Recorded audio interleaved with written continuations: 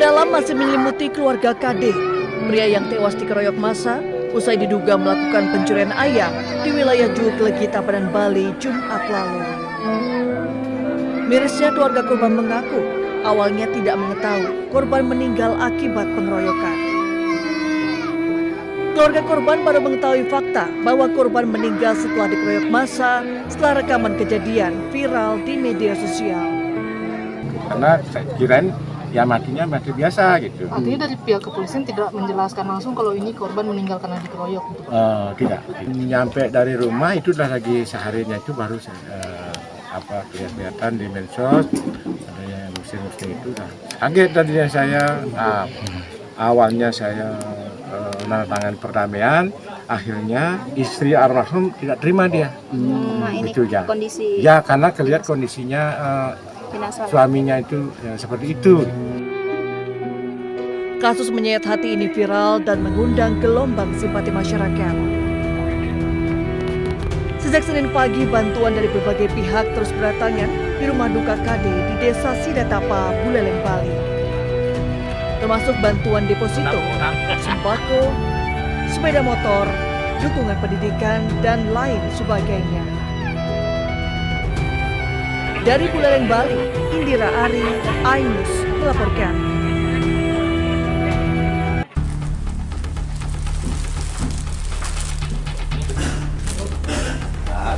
Polisi mengamankan 5 tersangka yang diduga melakukan aksi massa hingga korban tewas. 5 tersangka berinisial B, C, W, dan S. Kini polisi tengah melakukan pemeriksaan terkait peran masing-masing tersangka. Sejumlah barang bukti diamankan, diantaranya potongan besi dan bambu yang digunakan pelaku menganiaya korban. Karena saat ini kami sudah mengamankan tersangka sebanyak 5 orang dewasa. Seluruhnya adalah berjenis kelamin laki-laki atau pria. Dan juga ada beberapa barang bukti yang sudah kita amankan.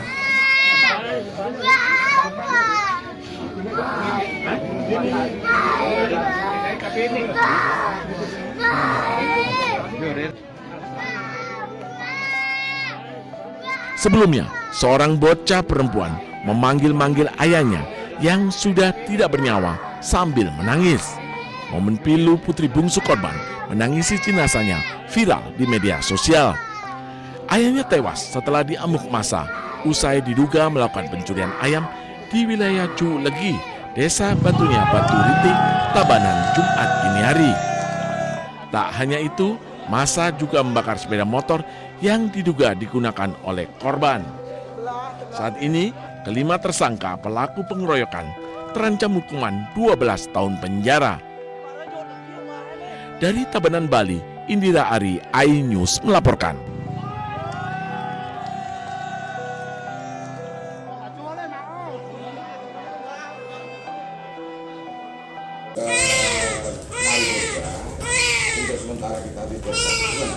Bayi laki-laki ini ditemukan oleh pengurus panti asuhan Bina Insani, Desa Beran, Ngawi.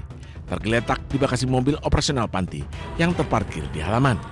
Saat ditemukan, bayi berbobot 2,7 kg tersebut hanya beralaskan plastik. Diduga hanya selang beberapa jam dilahirkan. Awalnya, pihak panti menjelang subuh mendengar tangisan bayi dari mobil operasional. Kami mendengarkan tangisan bayi, cuma oek gitu. Saya cari belum ada. Terus saya masuk, ada tangisan lagi, saya keluar, saya mencari di sekeliling, terus bayinya itu nangis lagi, saya lalu ke mobil untuk mencari lagi, kayak kelihatannya ada di mobil, nah, ternyata ada di bagasi. Polisi datang ke TKP, mewawancara saksi dan mencari orang yang tega menelantarkan bayi. Melaporkan adanya penemuan bayi. Berikutnya Kanit Reskrim bersama KSPK dan saya mendatangi TKP, cek keberadaan dan kebenaran dari laporan tersebut.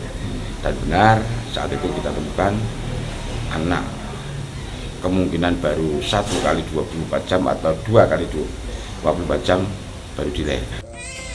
Saat ini bayi dirawat di ruang khusus Rumah Sakit Suroto Ngawi. Dari Ngawi, Jawa Timur, Aswi Manar, iNews melaporkan.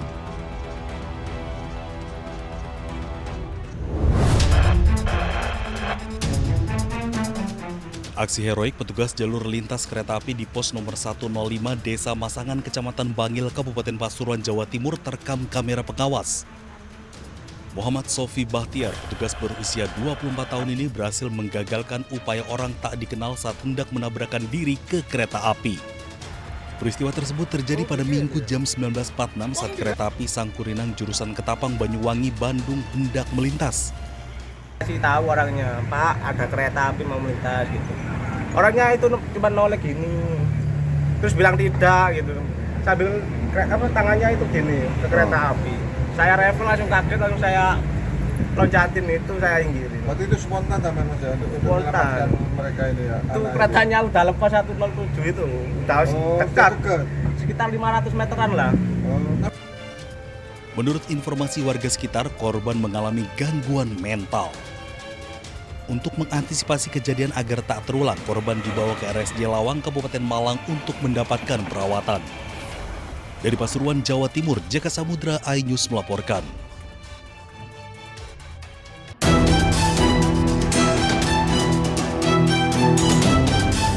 Tak hanya manusia, hewan juga menjadi korban korupsi di Indonesia.